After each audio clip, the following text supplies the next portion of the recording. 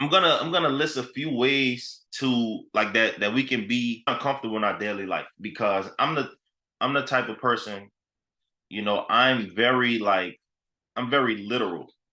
Like, okay, you talk about getting uncomfortable. Well, what do I have to do? Like, what are some ways that I can get uncomfortable? Right? I have about 15 different ways, right? Number one, for my people that work a 9 to 5, take a different route to work, right? Take a different route to work. Apply to a new job. Go on a trip by yourself. More specifically, like just take a ride, like go for a drive, right? Uncomfortable things. Start a workout plan, right? Start working out. Go for a walk, you know? Change up your diet, right? And sidebar, this is not me like I'm not telling anyone what to do. I'm just giving examples. So you can take one of these or you can take all of them. It's fine with me, right? Another way is call up somebody that you haven't been getting along with, right? That might be one of the most uncomfortable things. Like I actually talked to my little brother yesterday. Like, and we haven't talked in a couple of weeks. I just called him. Just called him. Another one, read a book, right? Read a book. Um, and I don't care what kind of book. It it doesn't matter, right? Here's one. This might be a little off the wall, but there you go, write a book. I like that too. Go to the chiropractor, right? We don't have to wait until we have back pain. Like I'm going today, right? Go to the chiropractor, right? Cook a new dish today, right? Cook a new dish. Try a new endeavor. It doesn't have to be anything like outrageous, like skydiving. I did, even though I did do that one time, right? Take up a new sport. And I'm not talking about like football, basketball, anything like that. I'm talking about like, golf, tennis, pickleball, you know, like try something new. All right. Here's one. Buy a new candle, right? Like a new candle brings a new smell, which could bring new energy, right? It might not be the most comfortable to you, but just try it. Here's one. Mentor some kids. Like I know we might have some people that may be teachers or like some coaches on the call. Work with some kids. If you ask anybody that's ever worked with kids, they can tell you that is uncomfortable. That's gonna force you to grow. Right. And one of the last examples that I have is go not just mentor some kids, go give a talk to some kids. Right. Because once you put yourself in situations outside of your comfort zone, you will force yourself to grow in ways that you couldn't even imagine. Right. Because a lot of times when it comes to growth or anything like that, like we want to control every aspect. You want to control every aspect of your growth.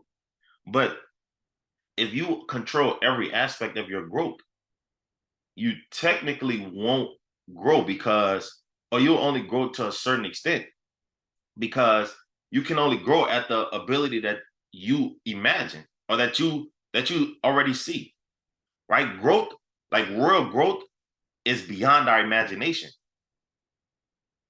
Right? I want y'all to think about that. Real growth comes beyond our imagination. Yes, we can imagine all of the biggest, fanciest, nicest things, but the most growth that we can have causes us to even grow our imagination. Right? So I want everybody to take a second and think about this. Think about a time when you've been in an uncomfortable situation. All right, whether it's at work, whether it's personal life, whether playing a sport, whether it's a relationship, whatever, right? Think about any of those uncomfortable times. And I want y'all to be honest with yourself. You can answer in the chat, it doesn't matter, right? I want you to think about how the outcome, right? It forced you to grow in a way that you didn't even think was possible, or you didn't even think you were going to make it past that situation, and yet you made it, right? So the most growth comes from uncomfortable situations, right? You literally don't know what can happen outside of your comfort zone, because our problem is that we try to control every aspect of our life. But that's not how it works, right? The moment that we let go of the reins and only focus on things within our control, there's a whole possibility of things that we didn't even know were possible, right? So, yes, there are some things that we do have to control, but the things that we cannot control, don't worry about it. Just focus on doing the right things, focus on bettering yourself, and the possibilities are limitless. But on the flip side, I want y'all to guess what's going to happen sometimes when we step out of our comfort zone. You're going to fail, right? Sometimes you will fail from stepping outside of your comfort zone. But the thing about it I got you. The thing about it is the average person, or let me say, most people learn best from failure or pain, right? That's how most people learn best. So we are going to fail. You're going to fail. And in order to succeed, you must fail, right? So I heard this quote one time. I I'm gonna I guess paraphrase it, or I might like get a word or two mixed up, but it's all good. It said, the person said, in order to be great at something, you have to become good at it. In order to become good at something, you have to be bad at it. In order to be bad at something, you have to try, right? And here's my part. In order to try something, you have to get what? Uncomfortable, right? Think about anytime you try something for the first time, like how nervous you were, right? Like that is some nerve-wracking stuff. Oh my gosh, first time? Man. So I have a story for you guys. So yesterday, I was invited to like my high school, right, to give a talk to these kids. And it was, so the teacher is actually a friend of mine, a mentor of mine, like a big brother figure of mine. And he asked me like maybe a month or so ago. He was like, "Hey man, like I need you to come, talk to my kids, my class." I was like, "All right, like I'm gonna do it, whatever." People invite us to stuff and we say we're gonna do it, but we never get around to it. So I was just looking at my schedule. I'm like, let me go talk to these kids. Do I know what I'm gonna talk about? No.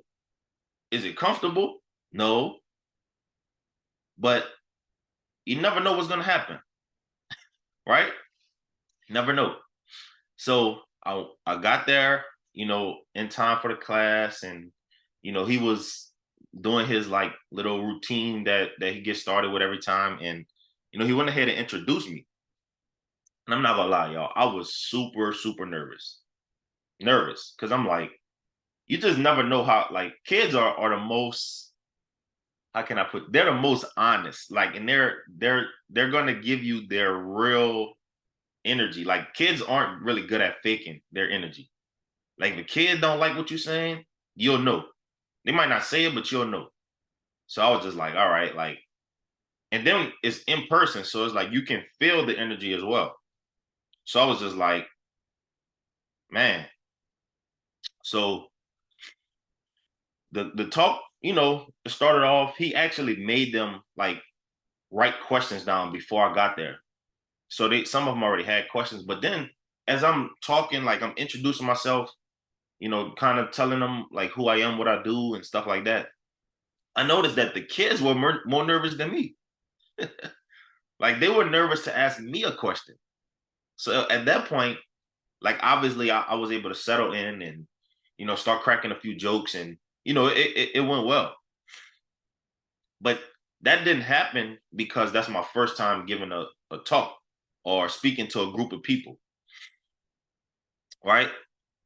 And that, like I said, it went well because I've had those opportunities.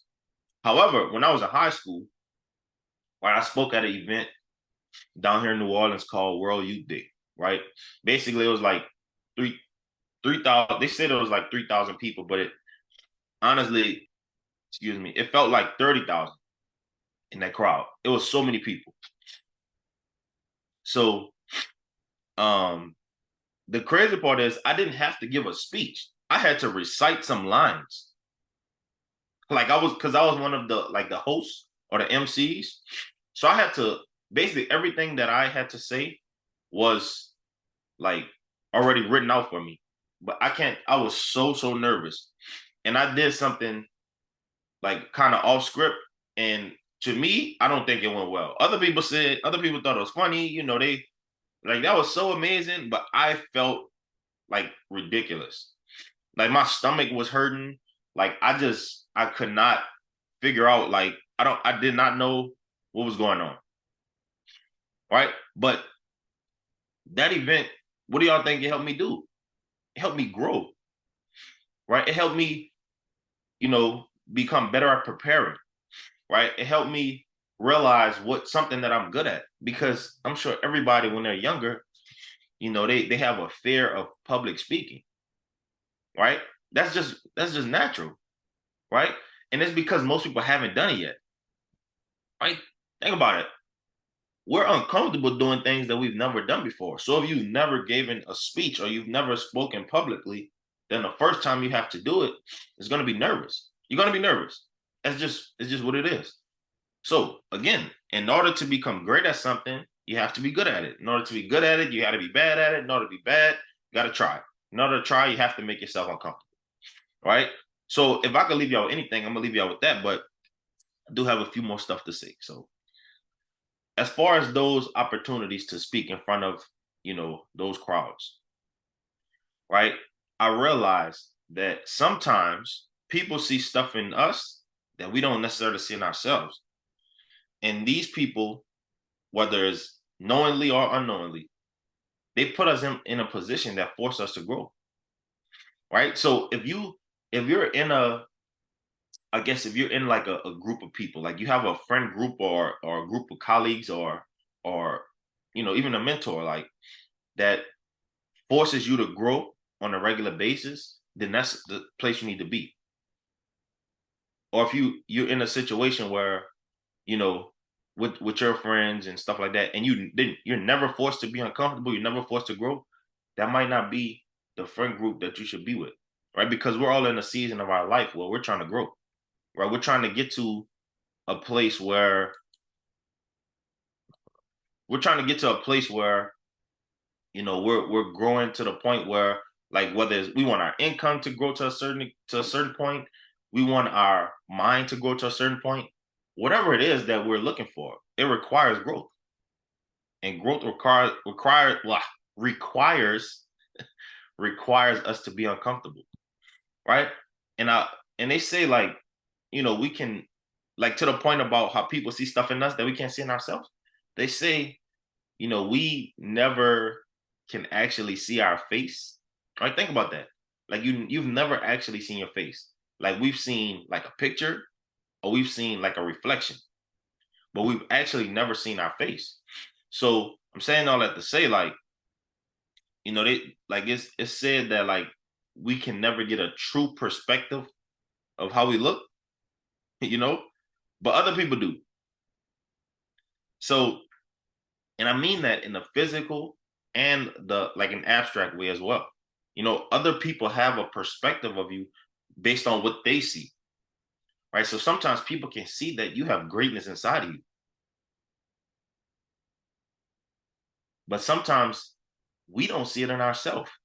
So I've been in numerous situations, right, where whether it's business, work, whatever, like, where somebody has caused me to grow just because of being around them, right? So those are the type of situations that I need, right? Obviously, we know how we look, but our perspective of ourselves is different from everybody else's perspective of us. And I'm gonna give y'all one last story, and then I'm gonna let y'all go on this fine Wednesday morning. So some people may know, like, I just kind of started playing golf. Like I just started taking it seriously.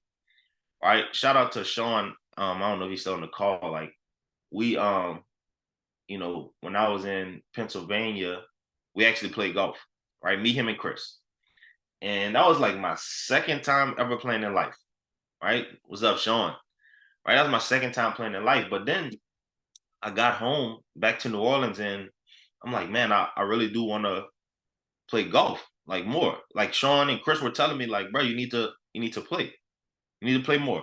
So one of my business partners, right, he actually has played in the past. He actually owns a set of clubs.